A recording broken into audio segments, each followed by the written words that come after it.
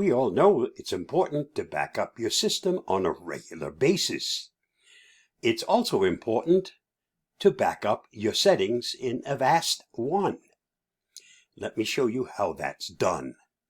Start by selecting Account, then Settings, and up here, scroll over to where it says Troubleshooting. Select it.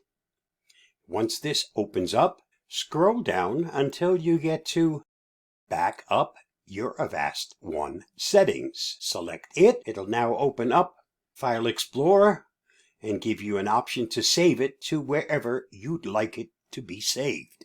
By default, it goes to your Documents folder. Give it a name. I usually put in the date on which I make that backup. So for me today, that would be 2/15/2022. That's all I need for a file name. Select Save. You'll have to give it permission to do so.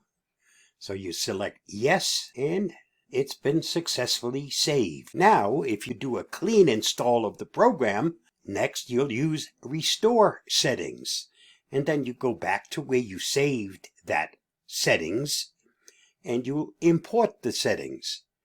That's one way to make sure that once you've made some changes in your Avast program, that those changes will be there even if you start fresh. Stay safe, stay secure. I hope that helps.